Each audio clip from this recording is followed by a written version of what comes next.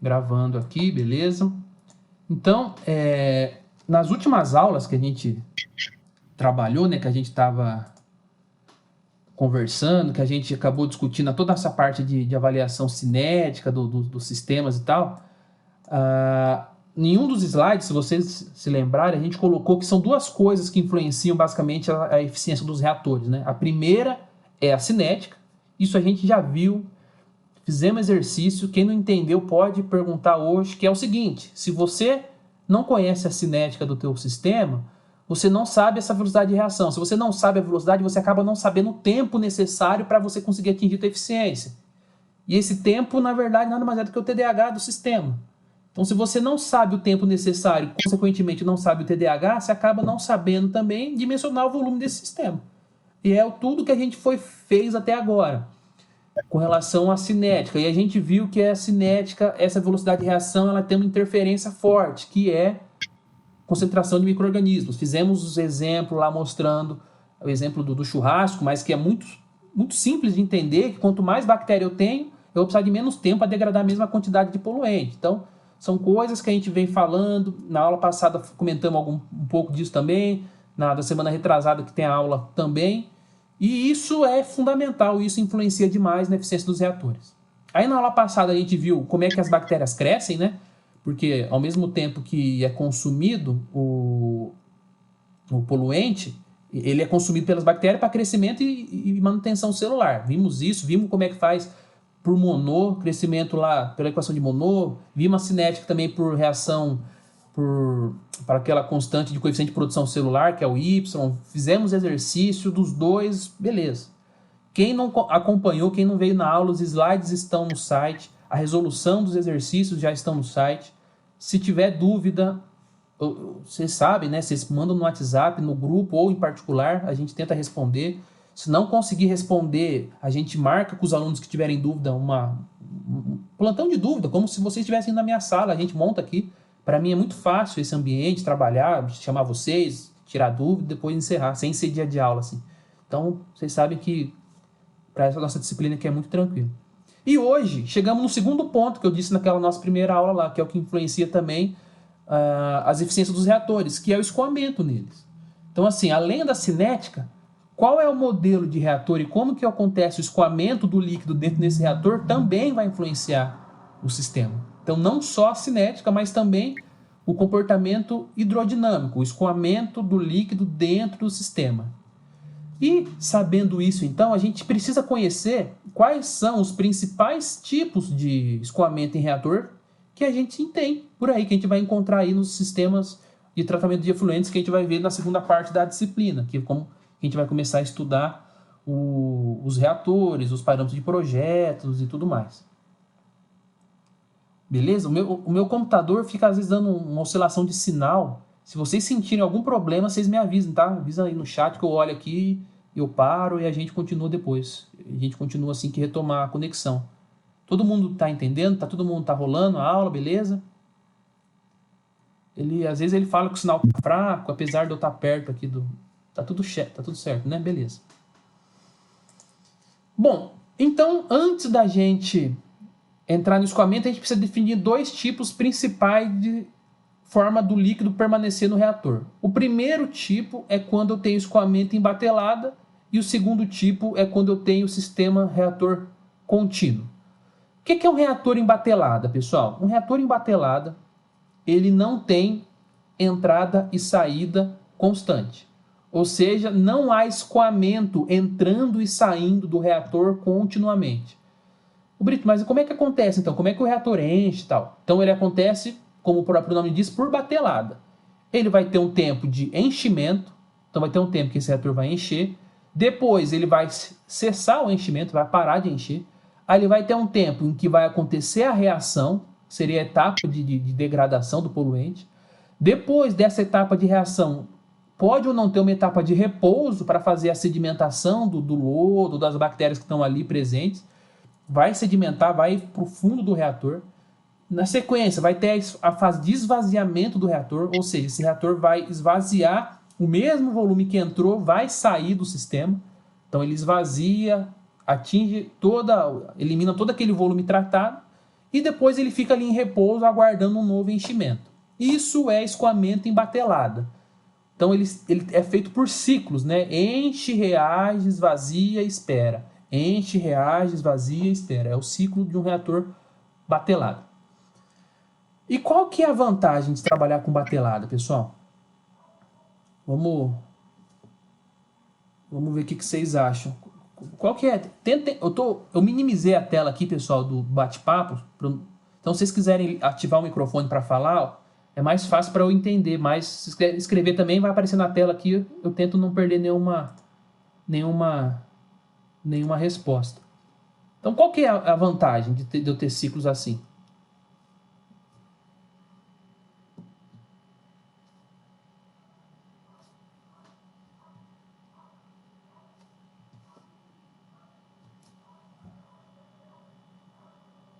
Nada? Tudo bem, pessoal? Estão ouvindo?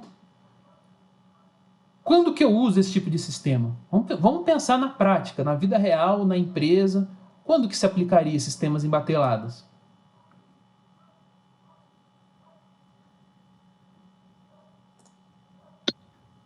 Brito, repete. Repito, a Gabi falou economia de energia. É uma grande vantagem desse tipo de sistema, que você não tem ele continuamente funcionando.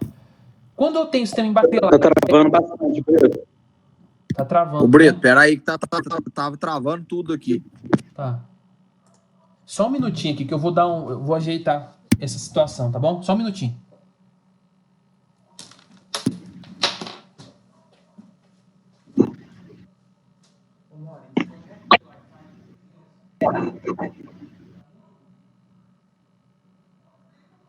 Tá em cima da mesa, ele pega.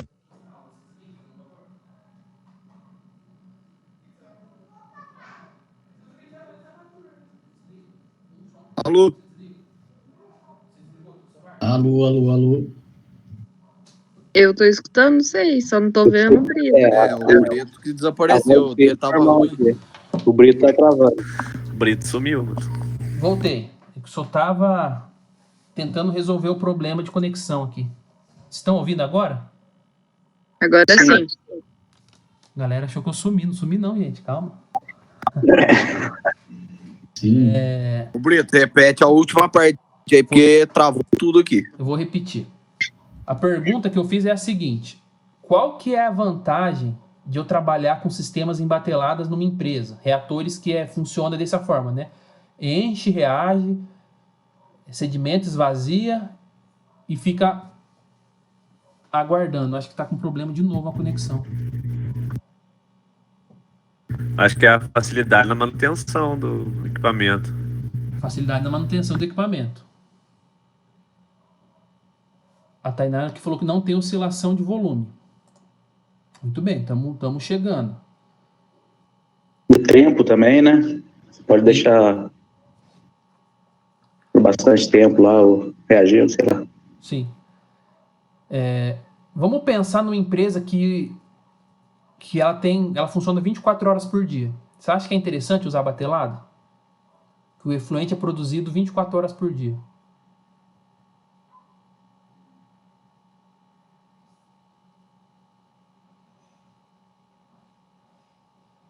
Não. Por que não? Por causa da mão de obra, Brito? Na verdade, a mão de obra você fala de fazer a operação do sistema, né? É uma questão. E você imagina se você precisar de alguém para ficar 24 horas operando, realmente vai ser uma situação extremamente difícil, né, de você conseguir trabalhar. E com relação ao enchimento dele, se a gente tiver um só e o efluente for contínuo, então vocês concordam comigo que eu tenho que ter pelo menos dois? Para na hora que está reagindo, o que acontece com o efluente que está chegando da empresa? Eu não posso encher o reator, né? Não. Então, aí que o negócio pega. Se eu não posso ter um reator só, eu já começo a ficar caro, porque eu vou ter que ter dois. E esse segundo reator acaba se transformando numa desvantagem para o meu sistema, quando eu tenho uma empresa, por exemplo, com operação contínua. Isso, ter dois no mínimo. E se eu tenho uma empresa agora que a produção dela é embatelada, ou seja, ela funciona das 8 às 6, reage ali, à noite ela desliga e no outro dia que volta. Aí começa a ficar interessante esse tipo de sistema, porque aí você não vai ter a produção contínua, você consegue durante a noite fazer a reação, então você começa a ter maiores vantagens para esse tipo de sistema. Sim ou não? Sim. Então é exatamente nessa linha que a gente vai. Ah, mas sempre vai ser ruim? Então, não. Ah, então ela é sempre uma opção boa? Também não. Cada caso tem que ser avaliado e verificado se é possível essa utilização ou não, em função das características de geração de efluente e tal. Agora vamos pensar para esgoto sanitário. Será que para um município inteiro, igual Poços de Caldas, 150 mil habitantes ou mais, seria interessante trabalhar com reatores em batelada? Vamos pensar em operar isso, em quantos sistemas devem ter para conseguir atender toda a vazão. Será que é interessante? Não. Começa a ficar complicado, né? Então, assim, para uso para grandes vazões e grandes volumes, esse tipo de sistema não é muito utilizado. Sistemas em batelada. Mas para empresas, sistemas que têm produção intermitente, muito utilizado. Beleza? Aí, só um exemplo. Então, reatores em escala grande, tá vendo? Normalmente tem 2, porque enquanto um está reagindo, o outro vai estar enchendo, tudo. Mesmo que a empresa tenha vazão intermitente, é muito arriscado você depender de um sistema só para você conseguir fazer o tratamento. Então, mesmo assim, é conveniente se pensar em 2 unidades, pelo menos.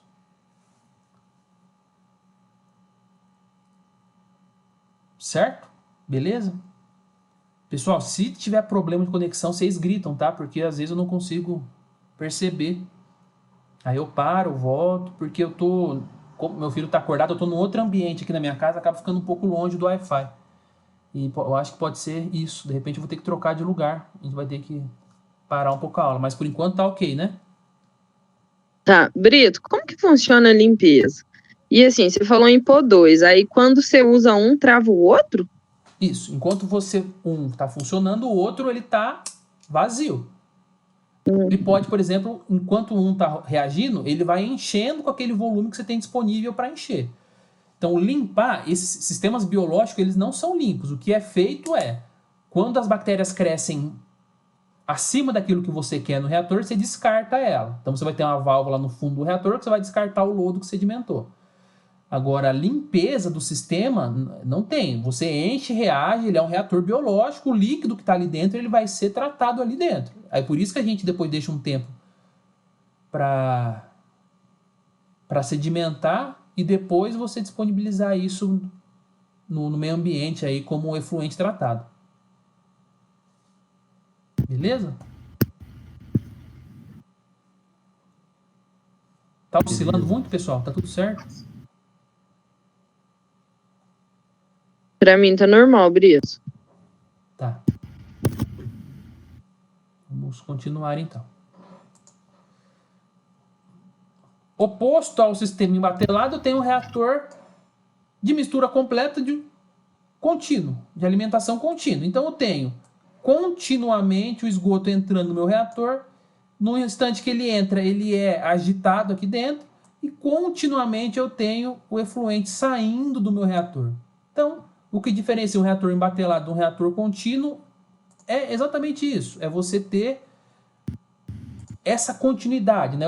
Acontece entrada e saída continuamente. Todo o líquido no reator, quando ele é mistura, ele tem esse contato imediato com o meio líquido aqui no interior dele. Então eu tenho o esgoto entrando, reagindo, tudo misturado, mas eu tenho entrada e saída também constante. Isso caracteriza um reator de fluxo contínuo, diferente do batelado. Então, principal diferença entre os dois é exatamente isso. E qual que é a vantagem disso aqui? É você trabalhar com esgoto que tem produção contínua.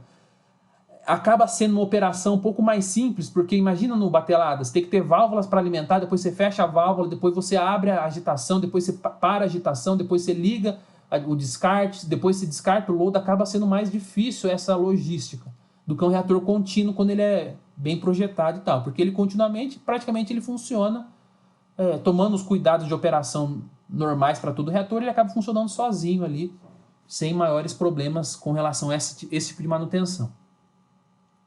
Muito simples.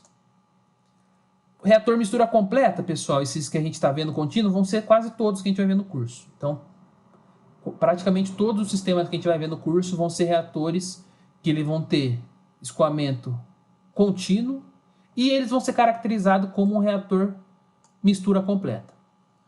Eu acho que eu não dei atenção aqui. O que caracteriza, na verdade, também, além do escoamento, eu não dei o enfoque que deveria ter dado aqui, o que caracteriza um reator mistura completa de fluxo contínuo? Então vamos ver essa situação aqui, ó.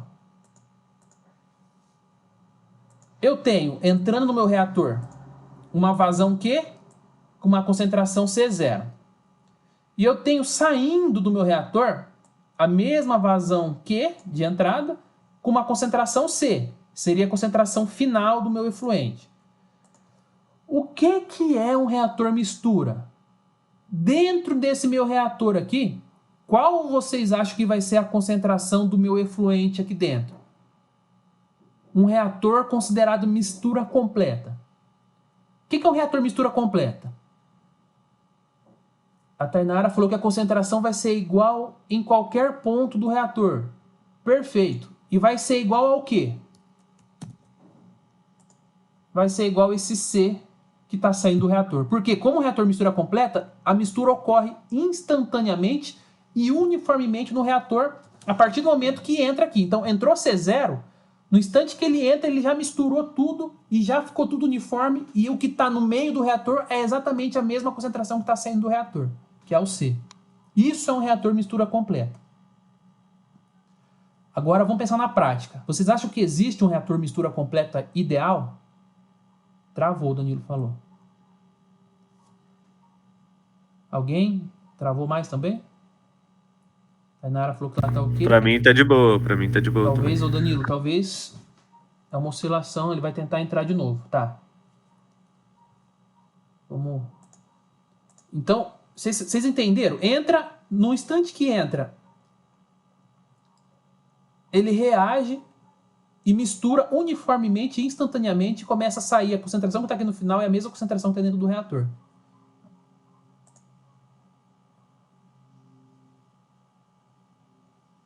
Sim ou não?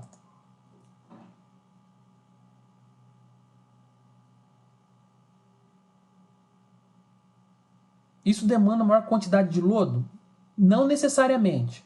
Demanda uma maior quantidade de energia para mistura. Isso demanda energia para agitação, às vezes para aeração e tal. Agora vamos pensar na prática. Você acha que existe um reator assim? Que entra, por exemplo, 500 de DQO e o final está saindo só 50, mas na hora que o 500 entra, ele vira 50. Então, assim, um reator ideal, que é o que a gente chama, mistura completa ideal, não existe. O que existem são proximidades a esse modelo ideal, que são os reatores que a gente considera mistura. É claro, você vai acabar tendo uma maior concentração mais no início do reator e concentrações menores no final, mas no geral, para a gente modelar esse reator, para a gente dimensionar ele, a gente considera que em qualquer ponto do reator essa concentração vai ser igual à da saída, em um reator mistura completa. Ô Brito, mas como é possível? É só pensar em estatística. Meu, tá entrando, sei lá, um reator tem 500 litros, tá entrando 50 litros, 500 litros, tá entrando 50 litros por hora. O TDH dele é de 5 horas. Ou seja, o líquido fica lá dentro 5 horas. Se tá entrando 100 agora, existem 400 litros que já estavam no reator reagindo. Então, se isso já estava reagindo, a maior parte dessas parcelas já estão com uma concentração menor. Aí entra os 500, esses 100 litros, né? Mistura com ele e gera uma concentração final que não vai ser, na verdade, uma diluição do todo, né? Vai ser uma mistura daquilo tudo e vai para o efluente final. É por isso que a gente consegue falar que isso mistura instantaneamente, uniformemente por todo o reator. Beleza, pessoal? Quando a gente for pensar lá em balanço de massa, isso vai ser importante, tá? Para a gente definir concentração no reator. Então, o que está saindo é o que está dentro do reator. Dúvidas? Fale agora. Isso, acho que isso é mais teórico, exatamente. Isso é um modelo ideal, é um modelo teórico. Só que é muito utilizado para a gente aplicar nos nossos projetos de reatores. Continuando aqui. E o reator mistura, já mostrei para vocês. E um reator pistonado? Vocês lembram? Com certeza vocês viram isso também já. Qual que é a diferença, pessoal? O mistura é fácil entender. E o pistonado?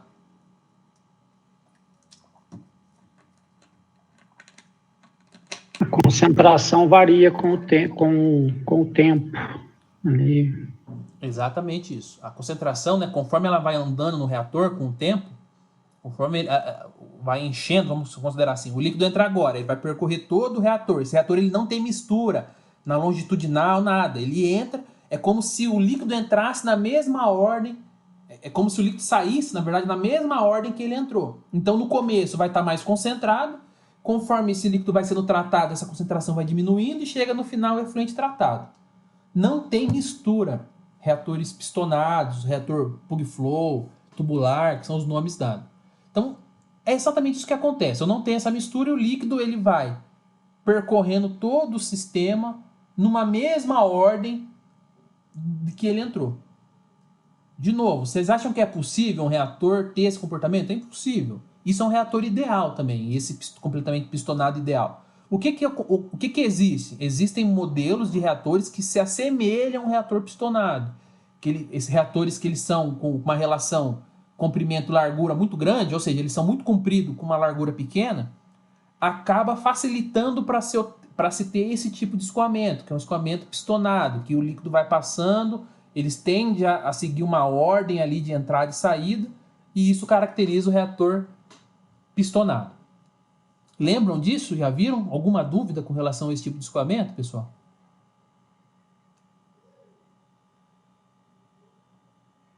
Não viram? Danilo não tem dúvida, né? Tá ótimo. Mais alguém quer comentar? Beleza? Pessoal falando que lembrava mais ou menos das explicações já. Beleza, ótimo.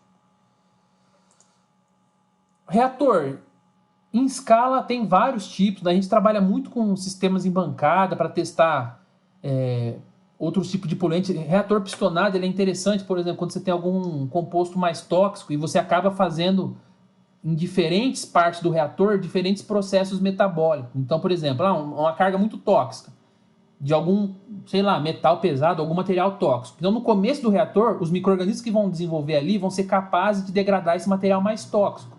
E conforme esse material vai sendo degradado, o restante do reator vai acabar desenvolvendo micro-organismos que se adaptam a uma condição menos tóxica. Então já vai ter um material degradado. Então se acaba tendo diferença na comunidade microbiana durante todo o escoamento no reator. Essa é uma grande ideia de se trabalhar com reatores pistonados. Quando você tem às vezes efluentes com características tóxicas, sei lá, tem algum fenol, alguma coisa que acaba prejudicando, algum composto, pesticida, não sei, e isso influencia se você misturar tudo no reator, é provável que você vai ter uma morte celular muito grande ali. Se você faz isso na forma pistonada, você pode ter uma melhor adaptação da biomassa no início e a comunidade mais convencional situada mais no final dos reatores. Então essa é uma aplicação prática aí para esse tipo de sistema. E também, pessoal, existe a possibilidade de eu trabalhar com vários reatores, mistura completa, em série. Vamos supor que eu tenho um reator mistura, um só. Ele vai ter uma certa eficiência, beleza. Vamos supor então que eu instale um outro na sequência desse reator. Aí vai passar por um, depois vai passar por outro, e vamos supor que eu tenha, sei lá, 3, 4 reatores em sequência. Isso é muito interessante porque a gente consegue visualizar conforme vai entrando um reator e passando, as concentrações naquele reator vai diminuindo, as eficiências vão aumentando e o sistema tende a ser mais eficiente quando eu trabalho com esse material em série, esses reatores em série. Agora vamos pensar o seguinte: um reator plug flow. Não, vamos pensar um reator plug flow, não, vamos pensar um reator mistura completa. Um reator mistura completa, ele é um único reator mistura. Então ele não tem nada em série. Agora vamos pensar um reator pistonado, plug flow. Um reator plug flow, cada pedacinho do reator é como se fosse um único reatorzinho. Vocês conseguem entender isso? Porque o líquido vai entrando, vai passando por toda a extensão. Então é como se na primeira parte do reator eu tivesse uma concentração que vai para a segunda parte, eu tenho uma outra concentração que anda mais um pouquinho, uma terceira, tal. Se a gente fizer esse modelo em série aqui de reator tender ao infinito, que tipo de escoamento que vai me caracterizar um sistema com, sei lá, infinitos reatores mistura completa em série? Vocês conseguem visualizar que quando eu trabalhar com infinitos reatores em série, reatores mistura completa em série, eu tendo a ter um sistema plug flow? Consegue entender isso ou não?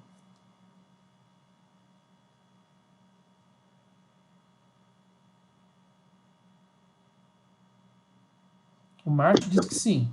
Leandro? Sim. Sim, porque você imagina, se eu tenho infinitos reatores em série, é como se eu tivesse cada pedacinho do meu reator com uma concentração diferente tratando. Certo?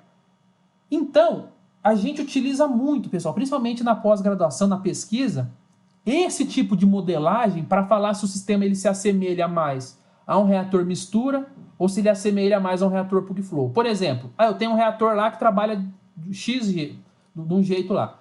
Existe um modelo hidrodinâmico que a gente faz o seguinte, esse reator operando desse jeito, ele é equivalente a quantos reatores mistura completa em série? Existe um modelo para fazer isso, a gente não entra aqui no curso, mas existe. Equivale a 2 reatores mistura completa em série. Então se aquele reator que eu estou trabalhando, um reator novo, que não existe tanta pesquisa sobre ele é equivalente ao escoamento de 2 reatores em série, ele equivale mais a um reator mistura completa ou um reator plug flow? Escoamento, né? No reator mistura ou um reator plug flow? O que vocês acham?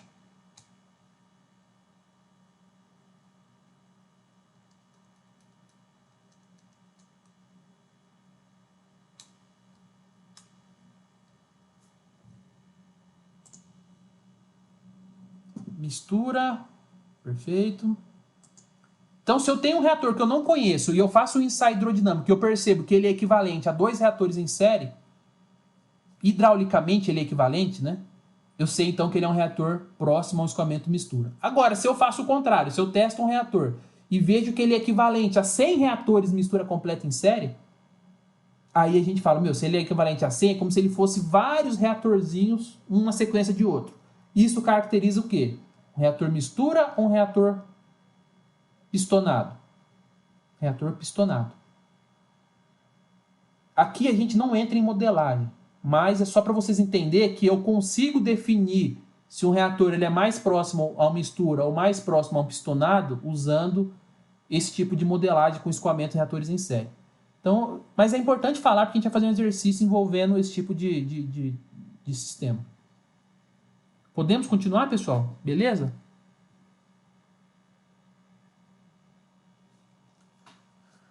Danilo tá beleza. Beleza, então. Vamos continuar, então. Outros tipos de reatores, pessoal. Já vimos mistura completa, vimos plug flow, vimos reatores mistura em série e agora é um outro modelo que são reatores de leito fixo. O que é um reator de leito fixo?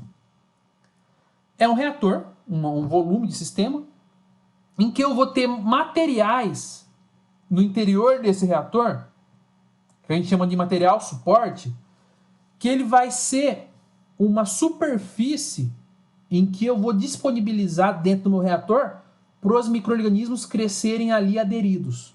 Ou seja, é uma forma de trabalhar com reatores em que eu deixo no interior do meu reator superfícies, né? Ou seja, esses material suporte, que vai servir para os meus micro-organismos crescerem nesses materiais aderidos, formando o que a gente chama de biofilme. Então ele cresce não mais em suspensão, misturado ali com o líquido. Eles não crescem mais assim, eles crescem aderidos a uma superfície dentro desse reator. Então, quando eu tenho um reator em que dentro dele eu tenho material suporte que serve para minhas bactérias crescerem ali aderidas, eu tenho um reator de leito fixo. E quando eu não tenho esse material, eu tenho um reator de leito móvel, que é de biomassa suspensa, né? Que seja, meu lodo, minhas bactérias estão tudo ali misturado em suspensão no reator. Aqui não. Aqui elas estão fixas numa estrutura, pode ser, por exemplo, pedra, cerâmica, plástico, Biobob, que é uma tecnologia que vocês já devem ter ouvido falar, que é um material de espuma, que é utilizado. Quando a gente voltar às aulas, eu mostro para vocês o que é isso. Apesar de ter aula aí que eu vou mostrar. Então, são materiais que você coloca dentro do reator. Espuma, os trabalhos meus de mestrado com os alunos, eu uso espuma para as bactérias crescerem. Elas adoram crescer formando biofilme, crescer aderido numa superfície cheia de pedra, cerâmica, espuma, plástico. Elas preferem. E quando elas crescem aderida, é mais difícil você remover ela do sistema. Então você acaba concentrando mais micro-organismos dentro do reator. Mesmo você fazendo uma vazão mais alta, eles ficam ali aderidos nessa superfície e fica mais difícil você fazer ele sair, desprender ele do reator. Isso é bom, né? Se a gente quer um sistema com mais concentração de micro-organismos para ele ser mais eficiente, isso é bom. A gente trabalhar com leito fixo. Ele pode ser descendente quando eu tenho fluxo entrando por cima e saindo por baixo. E pode ser ascendente quando eu tenho o oposto, né? O líquido entrando por baixo, saindo por cima desses reatores. Beleza? Então, mistura completa, pistonado, reator, mistura em série, reator de leito fixo.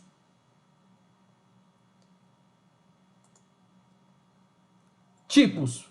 Por exemplo, isso aqui é um filtro biológico. Isso aqui é um reator em escala real, em que eu coloco o meu líquido entrando por cima do reator. Isso aqui é tudo brita. E o líquido ele percola por essa coluna aqui de brita ou de algum outro material suporte para o crescimento. O líquido percola, passa por todas, as bactérias crescem aderidas nesse plástico, nessa brita, né, no material ali dentro. Vai degradando, ele vai percorrendo e atinge o fundo do reator. E aqui é feito o descarte do meu esgoto tratado, do meu efluente tratado. Esses braços aqui, eles giram, ele rotaciona. Então, toda hora, o líquido vai sendo jogado numa posição diferente do reator. Isso é um reator de leito fixo, chama filtro biológico, de fluxo descendente. O líquido entra por cima e sai por baixo. E para limpar isso aí? Não limpa. Não limpa. Isso aqui é uma coisa que a biomassa ela cresce, do mesmo jeito que ela cresce, ela morre. O pouco de bactéria que às vezes vai se desprendendo, ela cai aqui no fundo e depois é retirada junto com o esgoto. Como a gente está trabalhando com tudo biológico, biodegradável, é muito difícil você precisar limpar, porque as próprias bactérias já limpam, elas degradam. Ah, morreu uma célula aqui, Brita, ela não vai entupir? Não, porque as células que crescem em volta ali, as bactérias que crescem em volta, elas vão consumir essa matéria orgânica para crescer, e a coisa vai. Ah, Brito, mas a vida inteira? Não, vai ter uma época que é muito provável que você pode ter algum caminho preferencial criado, aí você vai ter que fazer um revolvimento desse material, mas limpar, não limpa. Por quê? Porque a gente precisa das bactérias ali. Se a gente limpa e tira as bactérias dessa brita, a gente perde eficiência na hora. A eficiência cai na hora, porque a gente precisa delas aqui. Então, assim, sistema biológico, praticamente a gente opera e a gente trata bem o resíduo. Então, se aqui sair com sólido, aqui sair com bactéria, a gente põe um decantador para sedimentar o material sólido, ficar só o líquido tratado, mas o reator em si, praticamente, não tem que fazer essa limpeza igual a gente pensa, né? Para o sistema ficar sempre funcionando bem. Vocês vão ver mais para frente que a gente tem que tirar, por exemplo, o lodo de reator. E para a gente descartar lodo, aí é uma dificuldade. Aí tem que pensar em formas, em válvulas, em estratégias para conseguir fazer essa remoção. O que é o lodo? É aquelas bactérias que crescem além do que eu quero no reator. Tudo que cresce além do que eu quero, eu jogo fora.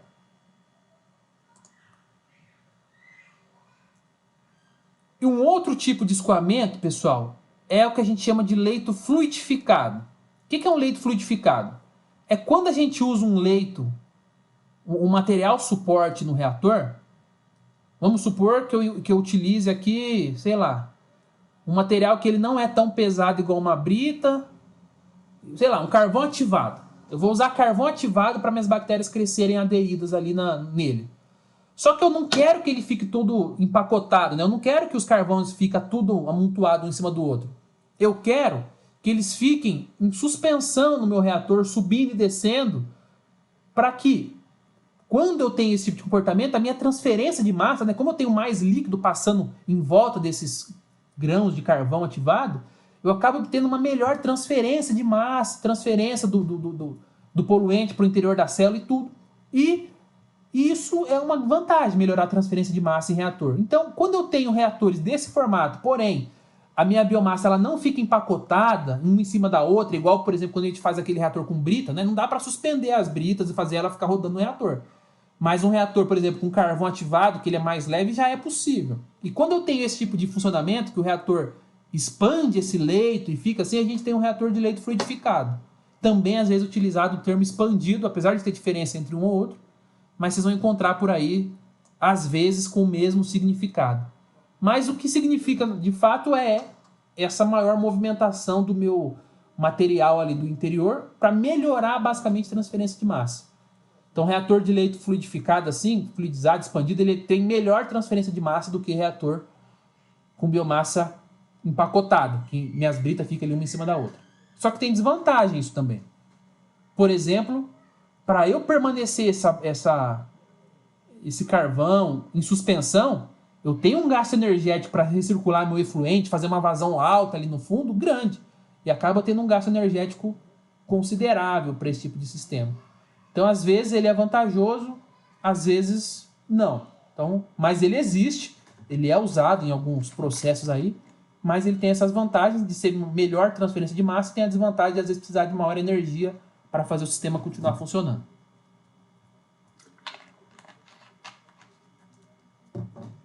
Sim ou não? Quero todo mundo respondendo. Beleza. Beleza, Matheus. Sim, sim, sim. Ótimo. Beleza. Sim, tranquilo. Show. Estão ouvindo meu filho gargalhar no fundo ou não? Ou só eu estou ouvindo? Ah, tá bom. Negativo. Negativo, então tá ótimo. Bom, aqui um reator de leito fluidificado que eu falei para vocês, tá vendo? Ó? Esse aqui ele é fluidificado com... Não é um carvão, mas é muito parecido. É um mineral que ele também é leve, ele fica em suspensão, as bactérias crescem aderidas ali.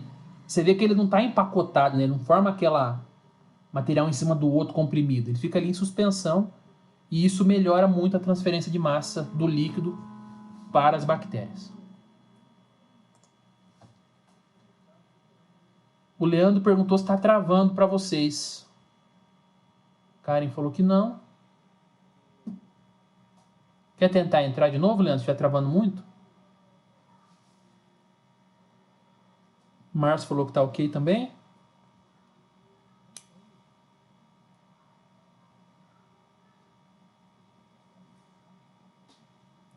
Beleza? Podemos continuar? Beleza.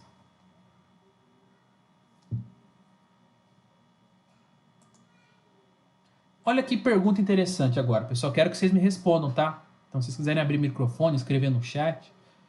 O que acontece se a gente injetar um corante em um reator mistura completa e traçar um gráfico aqui, concentração de corante por tempo? Então, vamos supor, eu jogo ali um corante azul, alguma coisa. E a partir do momento que eu insiro aqui, eu começo a mostrar e medir a concentração dessa cor no meu efluente. Como é que vai ser esse gráfico, pessoal?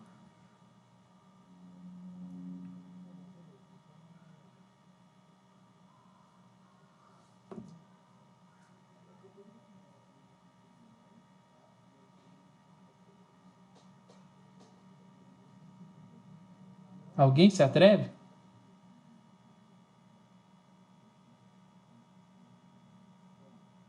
Uma parábola descendente.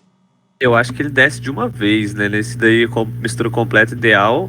A partir do momento que ele entra, ele vai para outra concentração. Quando entra aqui, ele vai para concentração baixa ou alta aqui no gráfico? Baixa.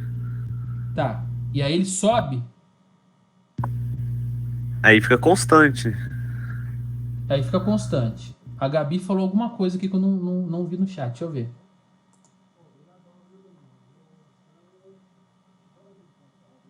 Ignora eu? Não entendi, tá. O Gabriel falou uma parábola descendente. O que seria isso? Você tem áudio aí para falar? Porque vamos pensar, se ele é uma mistura completa, na hora que, vamos supor que a concentração de corante que eu vou jogar ela é fixa, eu jogo de uma vez, pum, e não jogo mais. Imediatamente, quando eu jogo, a concentração nesse reator tende a ser a máxima, não tende? Porque a partir E depois vai diminuindo com a vazão, não é? Exatamente. Depois vai entrar só vazão de água limpa. Então vamos supor que eu insiro o traçador, depois só está entrando água limpa. Então o que vai acontecer? Ele vai aumentar logo de início, depois ele vai fazer essa parábola descendente, como foi falado aí pelo Gabriel, eu acho, né? Isso, pelos dados. Ela vai tender a zero ou vai chegar em... Ela vai chegar a zero, porque vai chegar um momento que todo o meu traçador saiu no efluente final e só está entrando água limpa aqui. Beleza. Perfeito?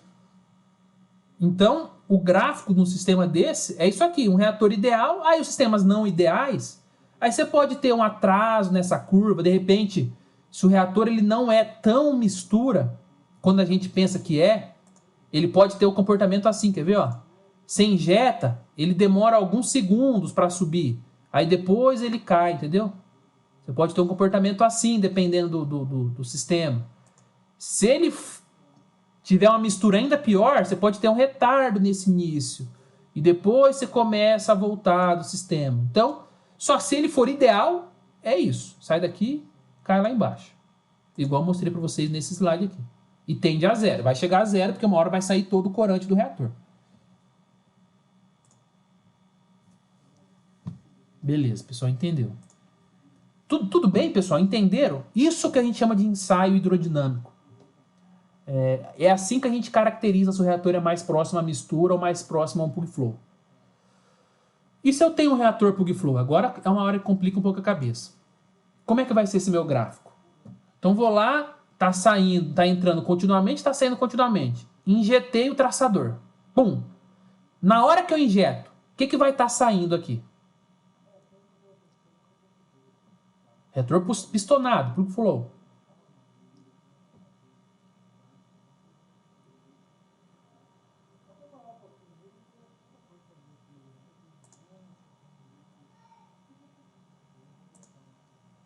Vai sair o que aqui, pessoal? Vamos lá.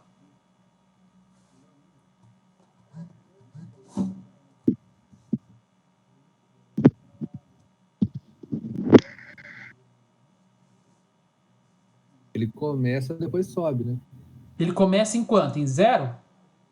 Acredito que sim.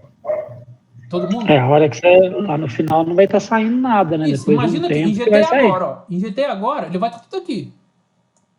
Aqui no final vai ter o quê? Zero. Zero, exato. E aí, daqui 10 minutos, ele vai estar aqui. E no final? Tá zero ainda. Depois vai chegar uma hora que ele vai estar aqui, saindo. E nessa hora, o que ele faz? Ele dá o pico de corante. E depois que ele sai, ele zera de novo. E continua zerado. Isso é um reator plug flow ideal. Ou seja, considerando o escoamento ideal, se ele existisse, né, esse escoamento, é assim que ele seria. Vai, chega aqui, dá o pico, zerou e continua zero. E na prática? Na prática, eu tenho um sistema que ele começa zerado, só que ele vai ter uma certa mistura, de repente ele faz isso, sobe e ele volta. Isso, um reator mais próximo a um reator pistonado. Se eu tenho um reator mais próximo a um reator mistura, ele vai ter um comportamento meio que assim, né? Tipo assim, já entra, mistura tudo e depois já sai. Ou seja, não é pistonado isso aqui. E isso aqui é mais próximo ao modelo pistonado. Sim ou não? Sim. Ótimo. Ó, como falei para vocês, o ideal, aí tem os modelos não ideais. Então, quanto mais essa curva tende a ser achatada, não? Parece que toda aula que eu falo a gente relaciona com a pandemia, gente. Na aula passada era de crescimento, hoje é aula de achatamento, de curva. Mas é isso, quanto mais achatado quer dizer que o meu escoamento ele tende a ser mais mistura. tende a ser reator mais mistura completa. Tende a ser mais a curva mais alta, ele é pistonado. E aqui é diferente da pandemia, quanto mais pistonado, vocês vão ver que é mais interessante para o reator.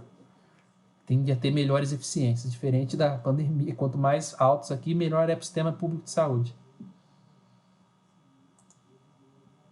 Aqui, ó, beleza. Reator batelado, tudo é um resuminho para depois vocês estudarem quando a gente for fazer as provas. Deixei aqui só para vocês terem uma base aqui. Dúvida, pessoal? Agora a gente vai entrar numa parte um pouquinho mais pegada, assim. Infelizmente, eu não sei outra forma de passar isso sem ser... meio que tentar ver se vocês conseguem fazer. Se não conseguir, eu dou a fórmula aqui. O dia que a gente voltar às aulas, eu faço a demonstração na lousa. Porque eu não consigo. Esses dias eu tentei até comprar uma mesa digitalizadora, mas demora 10 dias para entregar. Eu tenho medo deles entregar e acabar o regime especial de estudo, e aí eu ficar com a mesinha aqui. Porque senão eu ia comprar para conseguir desenhar aqui com vocês e tal. Mas eu não... Vamos tentar vocês fazer para mim, vocês vão me dando a resposta. Porque com o mouse também é horrível ficar desenhando com o mouse, que eu não tenho essa habilidade. Balanço de massa, pessoal.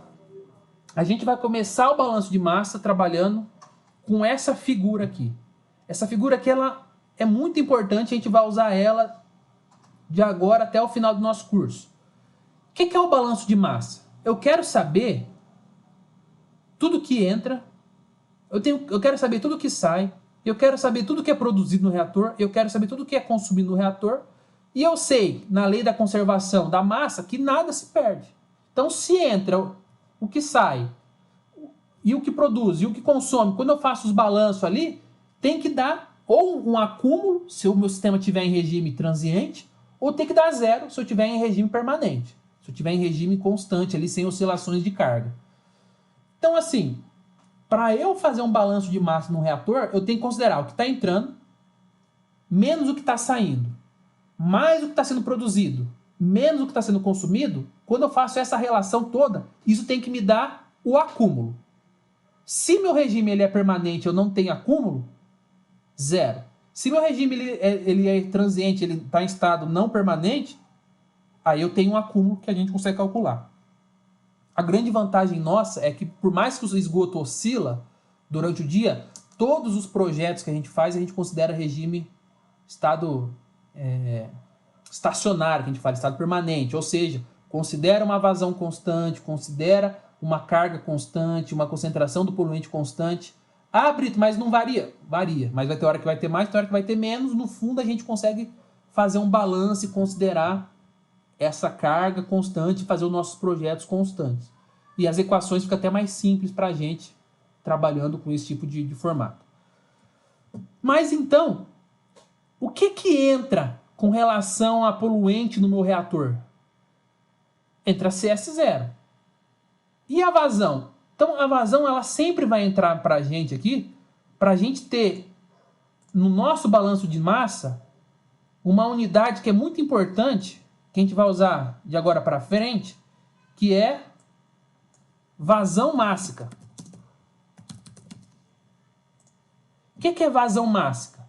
É quantos miligrama de um certo poluente por unidade de tempo. Por quê? Quando eu pego a vazão, sei lá, vamos por metro cúbico por... Não, vamos por vazão em litros por hora. Vezes minha concentração, que é, sei lá, miligrama por litro. O que vai acontecer? Vai cortar o litro com o litro, vai sobrar a unidade de vazão mássica. Quanto de massa por tempo? Massa por tempo, unidade de vazão. Só que não é vazão volumétrica, é vazão de massa. Qual que é a vazão de massa de poluente que está entrando no reator? Qual que é a vazão de massa de poluente que está saindo do meu reator? Quanto de massa de poluente está sendo produzido no meu reator?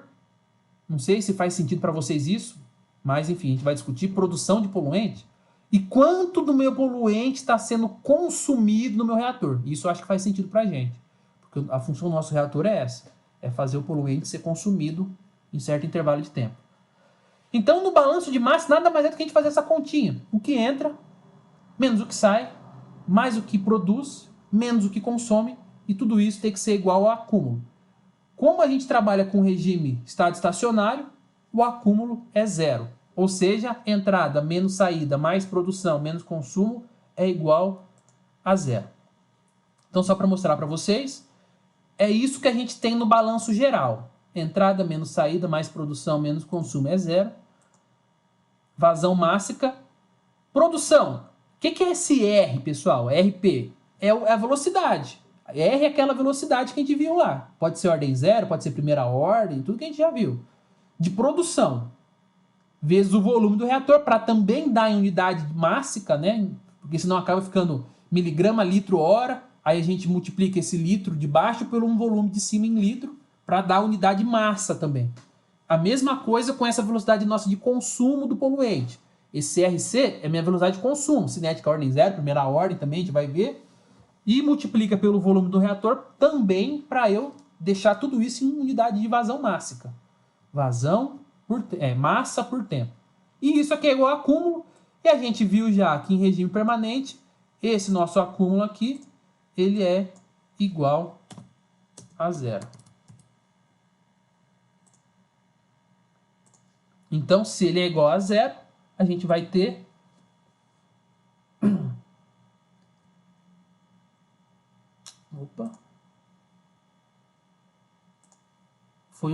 Pessoal, tem um erro aqui, tá? Duplicou um slide e o sinal aqui tá errado, ó. Eu vou mudar lá no site depois, tá? Esse sinal aqui, entrada menos saída mais produção menos consumo é igual acúmulo, que nesse caso é zero. Então esse sinal aqui é mais, tá? Passou nesses dois e duplicou o slide, também não sei o que aconteceu aqui. Acho que tá em todos, né? Quem baixou a aula já deve estar em todos mesmo. Aqui, ó. Mais produção. Não tem, mas vocês entenderam, aqui tá certo. É essa a fórmula certa. Entrada menos saída mais produção menos consumo é igual a zero. Eu vou arrumar na aula e deixo disponível para vocês lá, mas já fiz a correção aqui para não ter maiores problemas aí na frente para a gente interpretar isso. Olha o que eu falo, pessoal, regime permanente, isso aqui, estado estacionário, ó, tá vendo? É como se minha concentração fosse constante durante todo o tempo, o que está entrando, a vazão é constante. Só que na prática é isso que a gente tem. Só que a gente não consegue projetar reator para atender. A gente até consegue, mas isso aqui, principalmente para esgoto sanitário, ele acaba amortecendo durante o dia. Por quê? Porque o esgoto tem hora que vai ser mais concentrado, tem hora que vai ser menos, mas no balanço geral ele acaba tendendo a um valor intermediário, que é o que a gente faz os valores, é o que a gente acaba usando para fazer os nossos projetos. Já vimos isso, né? Quando a gente aplica um coeficiente de pico, por exemplo, preliminar, a gente está considerando justamente esse pico aqui, nessa hora mais crítica que ele vai estar satisfazendo. Aí nessas outras horas, ele vai estar superdimensionado. Fazer o quê? Mas a gente não considera essa oscilação para projetar. Se aumenta a vazão, eu ligo uma terceira comporta, funciona. Não, projeto para a situação mais crítica. Quando está menos, o sistema está superdimensionado. E quando ele está no pico, ele opera certinho e não vai prejudicar aí a minha legislação, não vai atrapalhar a eficiência do meu reator. Beleza, pessoal? Show? Estão comigo ou não? Helena, sim?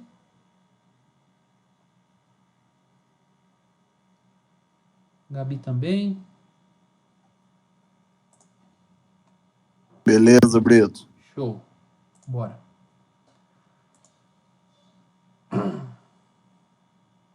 Tá. É aqui que é o problema, pessoal. Quando eu tenho um reator pistonado e eu faço o balanço dele, eu não considero que em todo o reator eu vou ter a mesma concentração do meu poluente, certo? A concentração desse meu poluente, ela muda conforme entra no meu reator. Então, assim, se for um reator pistonado, a gente for fazer o balanço, vai ser entrada menos saída mais a produção menos o consumo é igual a zero. Vamos parar para pensar a seguinte situação.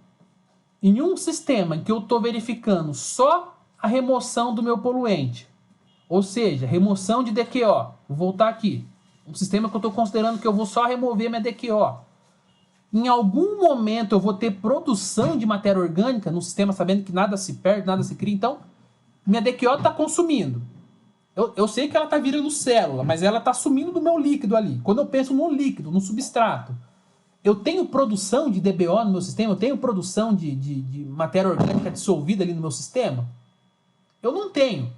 Quando eu estou trabalhando com a parte de consumo do meu substrato, essa produção que a gente usa na fórmula, ela não existe. Por que ela não existe?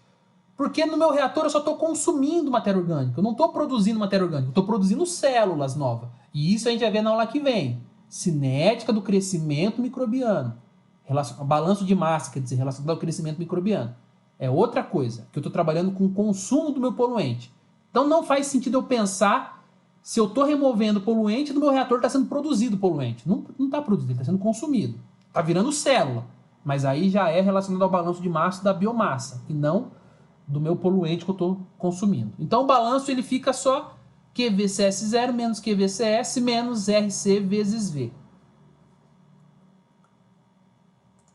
E aqui que entra, pessoal, a situação que é difícil explicar sem ter uma lousa, sem ter um lugar para desenhar, que é o seguinte.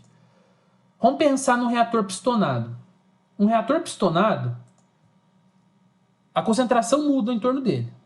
Então, se eu pegar um pedacinho do meu reator, eu vou ter nesse meu comecinho entrando uma concentração e nesse pedacinho pequeno do meu reator vai estar saindo já uma outra concentração. Ou seja, eu tenho que tender isso a um valor muito pequeno, esse dx aqui, vamos considerar, para eu conseguir falar que toda essa região ela tem uma mesma concentração para a gente conseguir fazer o balanço de massa e depois integrar para todo o reator. Então é isso que a gente faz.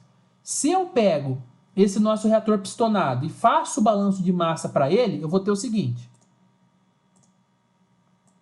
Eu vou ter entrada geral, né? Q vezes CS0 menos saída geral lá no final, Q vezes CS. Produção, não tenho menos o consumo. O que é meu consumo? R vezes V. E isso é igual ao acúmulo, que é zero. E esse R? O que é esse R, pessoal? Esse R, a gente já viu que ele pode ser R igual a K se for ordem zero. E esse R, ele é igual a K vezes CS se primeira ordem. Lembram disso, pessoal?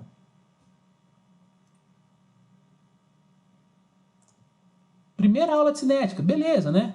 Sem novidade. Agora vocês imaginam o seguinte. Eu vou então considerar a primeira ordem. Primeira ordem, ordem zero. Vou considerar a ordem zero. Vou fazer o meu balanço para esse pequeno volume de controle aqui para depois eu integrar para todo o volume do reator. Quando eu faço isso, esse meu R aqui ele vai ser uma constante, se for ordem zero. E quando eu resolvo essa integral aqui desse meu sistema, eu vou ter no final da resolução desse meu balanço de massa para um sistema de ordem zero, que a concentração do meu poluente ela é igual à concentração inicial menos o K da minha constante vezes o T, que é o tempo de detenção hidráulica do reator. Se for ordem zero, eu tenho o comportamento similar ao que a gente tem com reator, com a cinética de ordem zero, a equação básica de uma cinética de ordem zero, para um reator pistonado.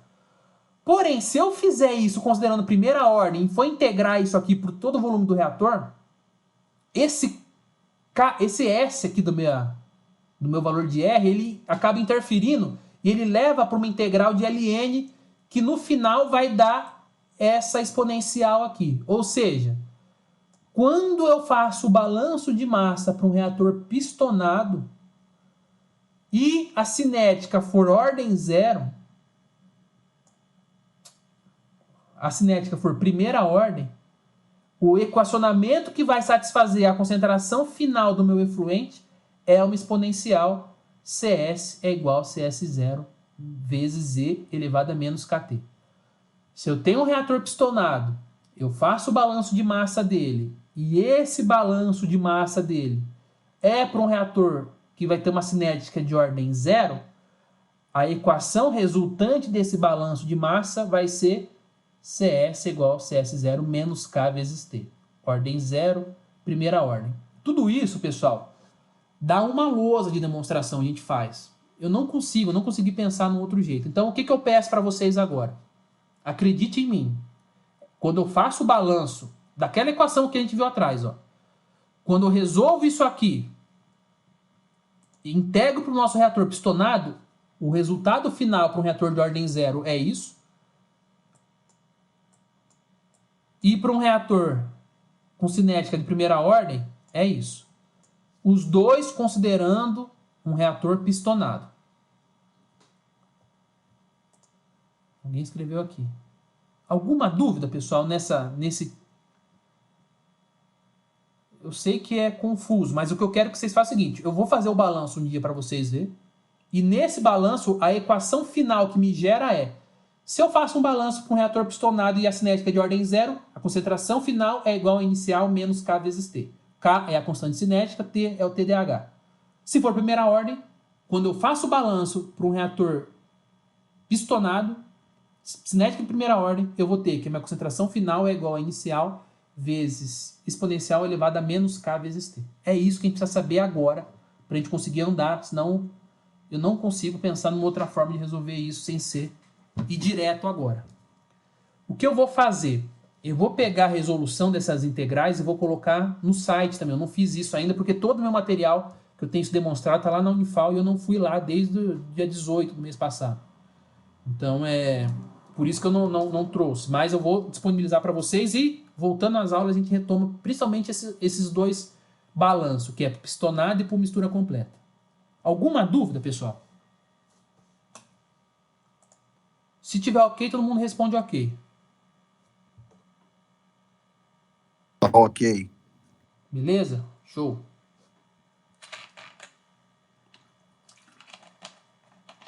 Aí vocês podem perguntar, Brito, como que isso pode cair no exercício, por exemplo, para eu ter que lidar? Parece meio complexo, tudo. Vamos praticar. Vocês vão ver que não tem muita complexidade, não.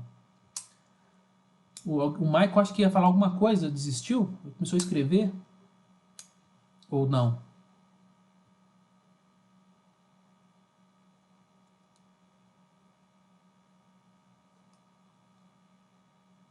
Tá ok, show. Beleza. Pessoal, então vamos lá. É obrigatório fazer esse exercício, porque senão a gente não consegue continuar a aula e não vai chegar no objetivo final. Ó, para vocês terem uma noção, estamos no slide 23, ele vai só até o 28. Então estamos acabando.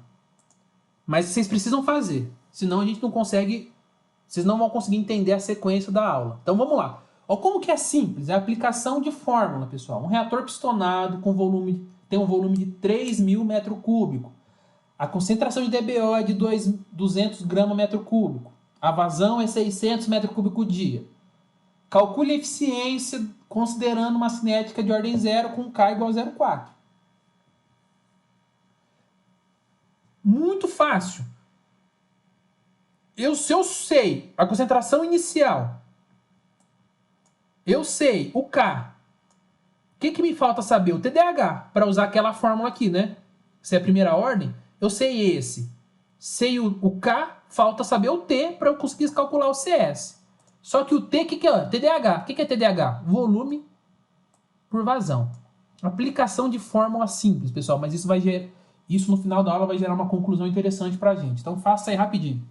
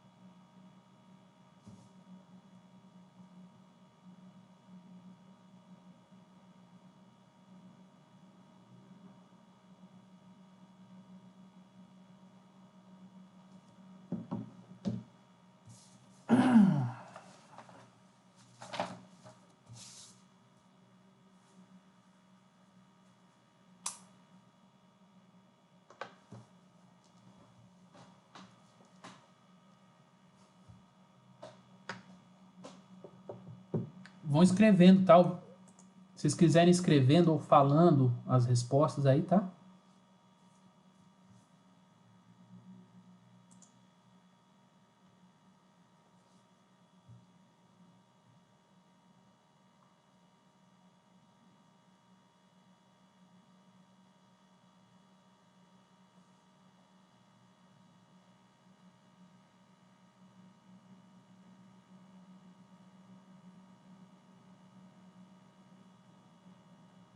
Ô, Brito, eu vou usar aquele CS é igual ao CS0.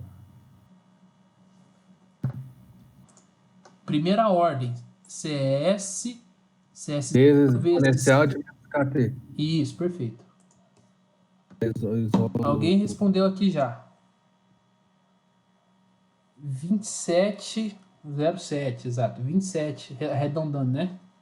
27,1 grama metro cúbico. E a eficiência, pessoal?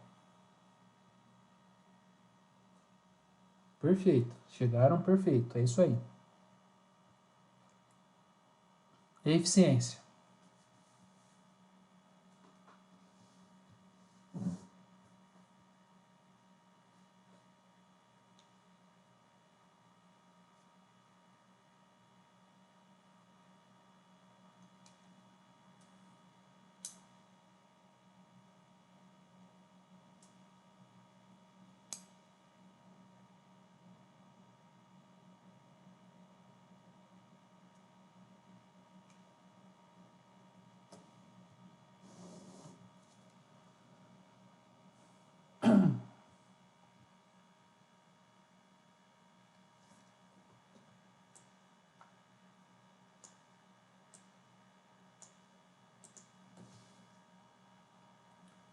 Todo mundo aí nesses 27 grama metro cúbico?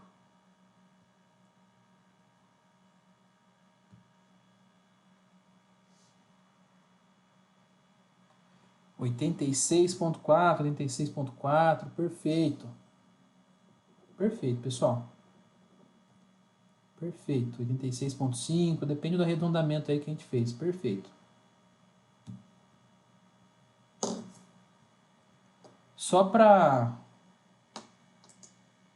vocês ficarem tranquilos, ó, vou mostrar que tem a resolução dele, tá? Exercício pistonado. Ó, lá no site eu coloquei a resolução dele, tá? Com os meus arredondamentos aqui, a equação que a gente usa, o TDAH que a gente calcula, concentração final, eficiência, tudo lá. Então, quem não conseguir, Brito, eu preciso de mais tempo, não consigo, tá lá no site, vocês vê depois com calma, depois vocês revejam a aula, tenta fazer, tudo para tentar ao máximo aí contribuir para o aprendizado de vocês, tá? Então tá tudo lá disponível. Podemos continuar? Eu quero um ok de todo mundo.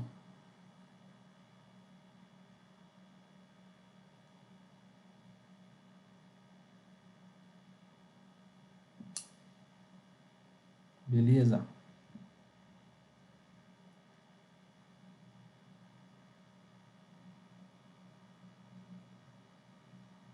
Show. Continuamos então. De novo, pessoal. Agora com o reator mistura completa. Um reator mistura completa, o balanço vai ser exatamente a mesma coisa que a gente escreveu lá no outro. Eu vou ter entrada Q vezes CS0 menos saída Q vezes CS. Produção é zero, que não produz DBO, DQO no sistema. Então, menos o consumo, que vai ser R vezes V. E isso é igual a acúmulo, que é zero. E, como a gente viu, se o meu R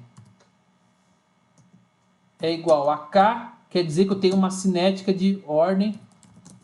Se o meu R ele for igual a K vezes C, S, eu tenho primeira ordem.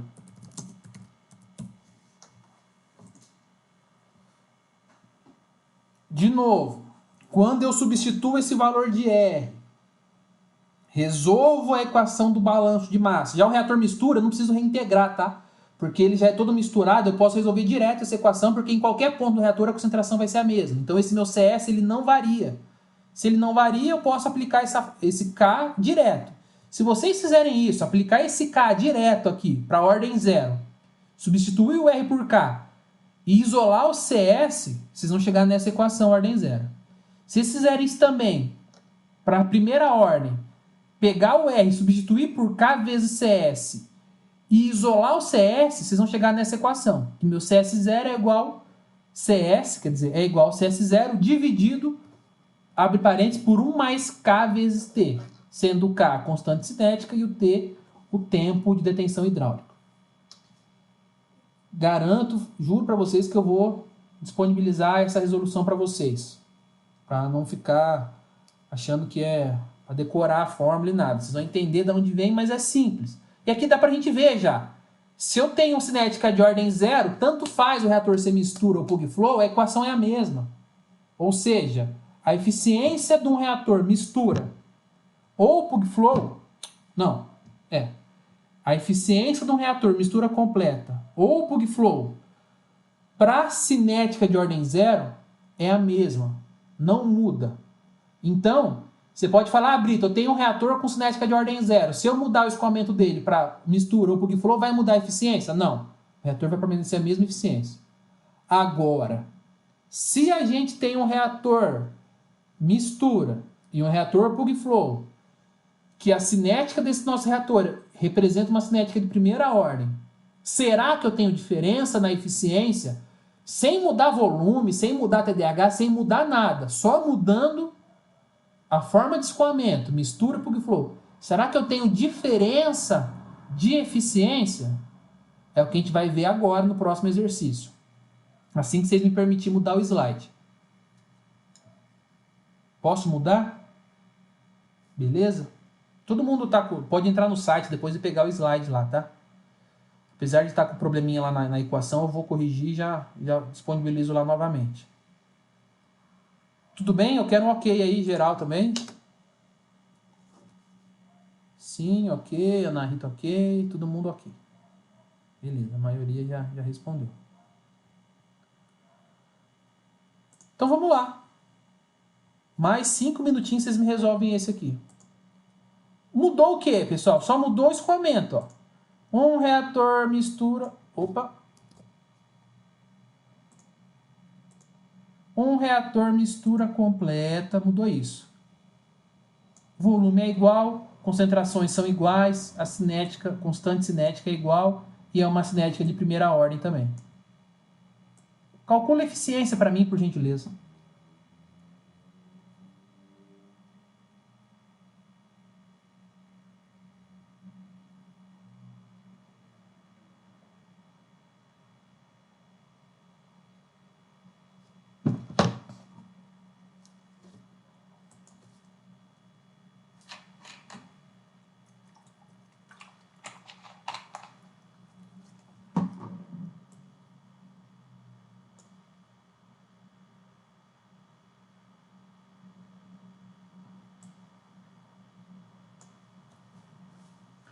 O Leandro chegou em 66,7. Perfeito, Leandro. Quem mais?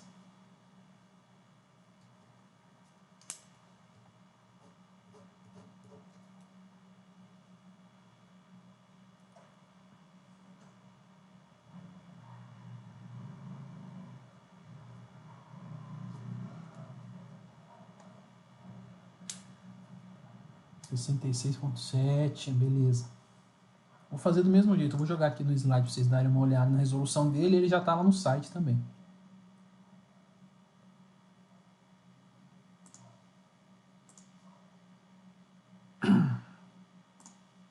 Beleza, pessoal, isso aí. 66,7, 66,7. Aqui, de novo, a resolução dele está lá no site, coloquei aqui para vocês. É isso, é jogar a formulinha. Beleza. Aqui, pessoal, a gente já tira uma conclusão muito interessante. volume do reator é o mesmo. A cinética é a mesma. Primeira ordem, o K é o mesmo. Concentração de entrada é a mesma. O TDH é o mesmo. O volume é o mesmo do reator. Só mudou o escoamento. Qual reator é mais eficiente? Plug flow ou mistura? Pistonado ou mistura?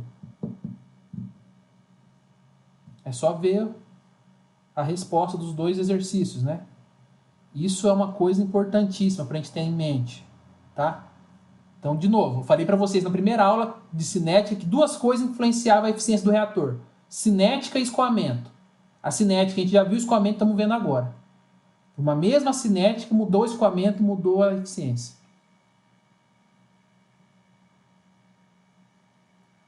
Quem está fazendo ainda, pessoal? Que está trabalhando ainda para resolver, ou quem já chegou lá?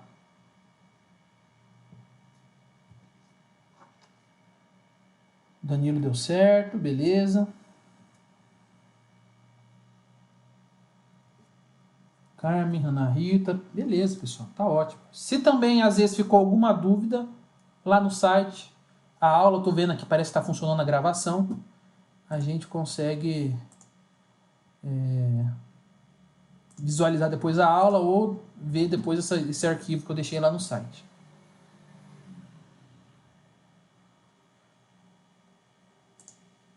Agora é para dar um nó na cabeça da gente. E se eu coloco vários reatores em série? O que acontece com a minha eficiência? Vamos supor que eu não mude o volume total de reação, tá? Mas que eu simplesmente divido o meu reator, que era um volume só, em vários outros volumes de reator. Conseguiram entender, pessoal?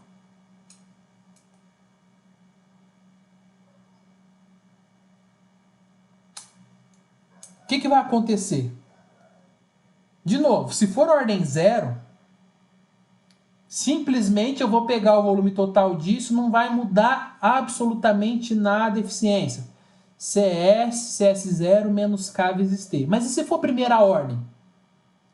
Que a concentração muda, que a velocidade muda em função da concentração. Aí a gente vai ter aquela fórmula, né? Quando eu tenho um reator mistura primeira ordem, o meu CS ele é igual o CS0 que divide, né, 1 menos K vezes T.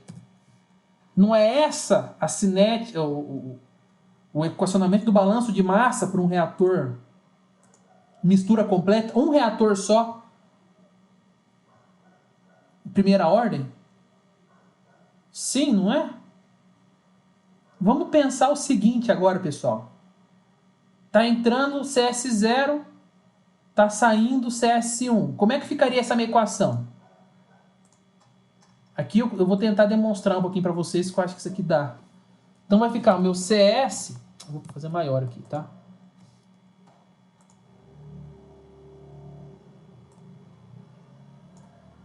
CS1 vai ser igual CS0 que divide 1 menos 1 mais, né? Tô pondo menos, mas é mais, né, pessoal? Vocês estão atentos aí. Tô fazendo de propósito, vocês não me corrigiram.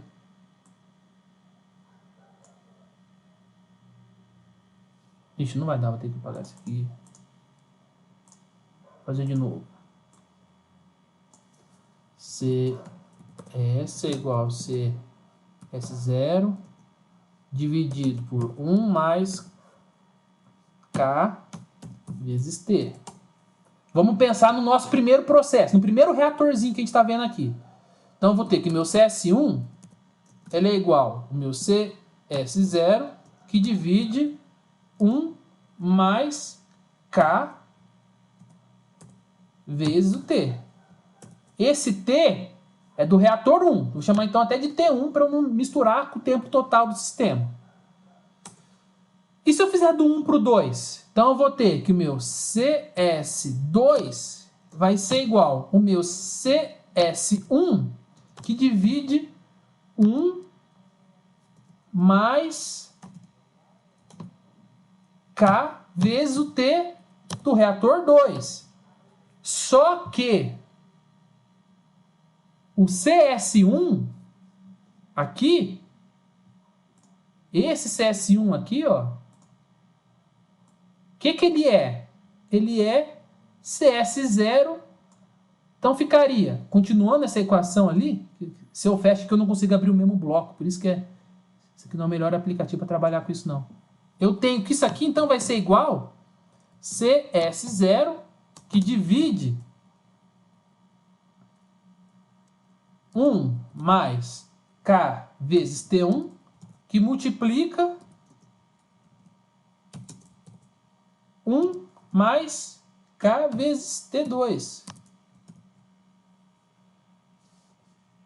E se eu continuar essa brincadeira, que eu não vou continuar mais, senão vai ficar... E se eu for tentar fazer para o CS3? Vamos supor que a gente tem um 3 aí. Ele vai ser igual CS2 dividido por 1 mais K vezes T2. Só que o que é o CS2? Ele é o CS0.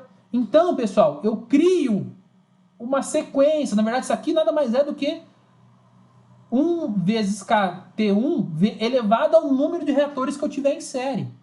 E esse T1 é o volume de cada reator. T2, então vamos supor que eu tenho um reator, sei lá, um só de 1.000 metros cúbicos. Eu vou dividir ele em 5. Então eu vou ter 5 reatores de 2 metros cúbicos. Se eu tenho um de 10, vamos pensar que eu tenho um reator de 10 metros cúbicos. Eu vou dividir em 5, vão ser 5 reatores de 2 metros cúbicos. 2, 2, 2. É o que representa esse T2 aqui. Cada reatorzinho que eu dividi. Ou seja, se eu pegar...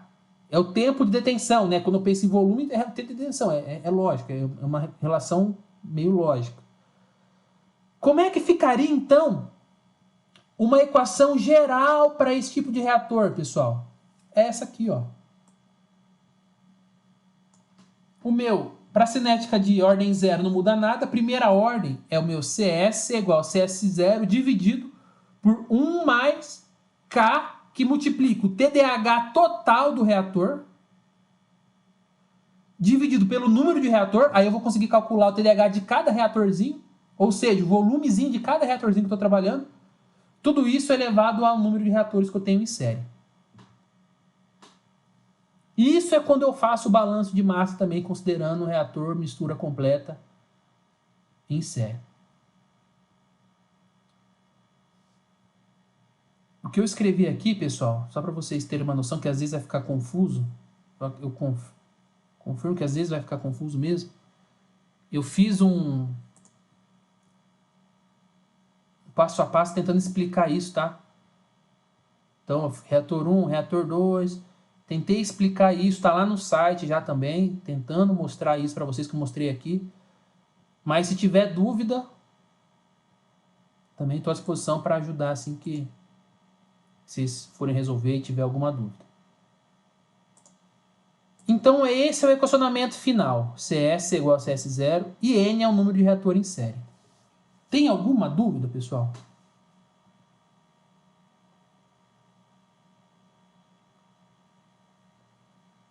Alguém tem dúvida? Fale agora.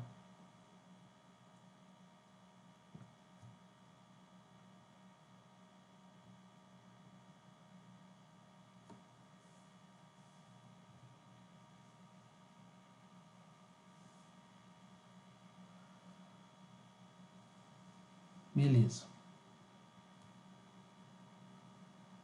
Os que não responderem é porque tem dúvida ou porque tá tudo certo? Não, tá dando pra fazer, Brito. Ótimo. Então partimos para o nosso último slide, já finalizando a aula. Agora que é o exercício chave. Então vamos lá, pessoal. Esse é uma situação real que vocês podem encontrar por aí. Vamos supor que vocês foram na empresa do cara do exercício 2. Ele atendeu 60 e... Quanto foi a eficiência? 66, né? Só que o cara precisa atender 75% de eficiência. Ele não pode atender menos, que a lei exige que ele atenda 75%. E ele não está atendendo com o reator que ele tem. Só que aí vocês foram lá, é isso que eu tô falando no exercício, tá? Vocês foram lá e decidiu dividir o reator que ele tinha lá, que era um só, em 3 unidades iguais, mantendo-se o mesmo escoamento hidráulico, ou seja, mistura, em cada uma das unidades. Então vocês têm um reator de 3.000, vocês fizeram 3 de 1.000, mistura completa. Pergunta. Fala para mim qual que é a eficiência desse sistema, considerando a mesma cinética, considerando as mesmas vazões, a mesma concentração inicial e o reator total com o volume o mesmo, porém subdivididos agora em 3 reatores em série. 5 minutos, pessoal.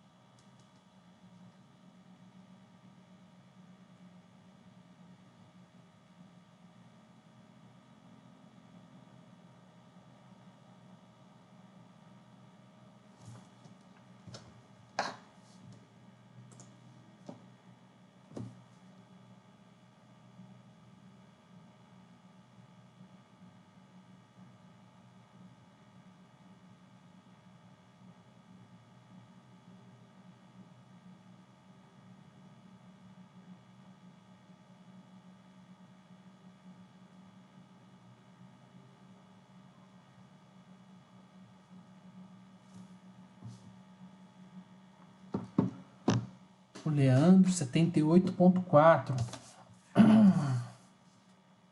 É isso aí.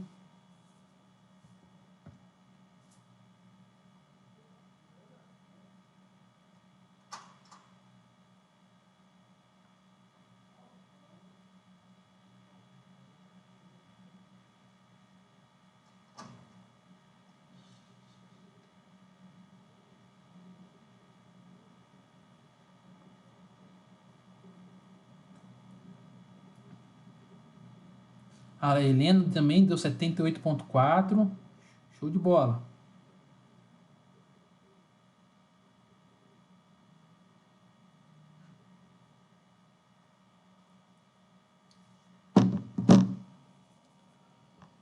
É isso aí, pessoal. Quem mais? Gabriel, isso aí. Pessoal, vocês conseguiram entender como que eu tentei levar... Tô falando aqui, vocês não viram nada, né? Pessoal, vocês conseguiram entender onde eu queria levar nessa aula? Qual que era o objetivo final dela? A gente entender como o escoamento interfere na eficiência do sistema? Então, se eu tenho um reator que não é uma mistura muito boa, ou que é um plug flow funcionando de forma inadequada, ou que meu agitador quebrou e não está tendo um bom contato, não está tendo mistura, e ele não foi projetado para ser um plug flow, como isso atrapalha a eficiência do meu sistema? E quais são as possibilidades que a gente tem para resolver esse problema? Então, conseguindo entender isso, eu acho que, não sei, eu acho que eu tentei levar a aula nesse sentido, ó. É o sistema melhor, tem o outro pior e tem a forma de você resolver, às vezes, um problema real, que é você tentar fazer essa aplicação dessa divisão, né, de você trabalhar com sistemas... Nada mais é do que você tentar transformar um sistema mistura em sistema pistonado, mas não com a mesma eficiência de um reator pistonado. Basta vocês verem que, colocando 3 reatores em série, a eficiência já foi para 78, contra 86,5 num reator pistonado com o mesmo volume, com a mesma cinética. Conseguiram, pessoal, caminhar nesse sentido ou não?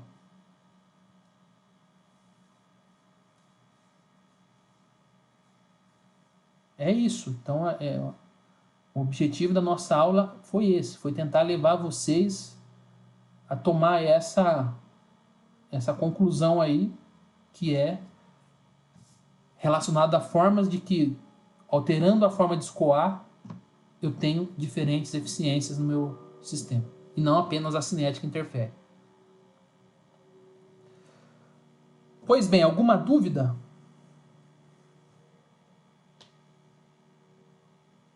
Sem dúvidas?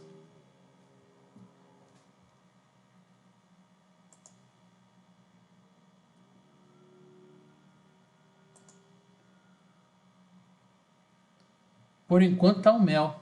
Bom demais, hein, Danilo? É isso aí. Melhor que presencial, né? Pelo menos eu não... Aqui vocês conseguem dar um migué sem me chatear muito. Vocês saem, dão uma volta e eu não fico vendo. Ai, ai, ai. Bom demais, pessoal. Bom que tá dando certo aqui. Beleza? Bom, se não tem dúvida, então... Eu não peguei todos que estão aqui. Deixa eu só... Vou cancelar aqui a gravação. Vou pausar a gravação e vou fazer uma anotação de quem está na aula.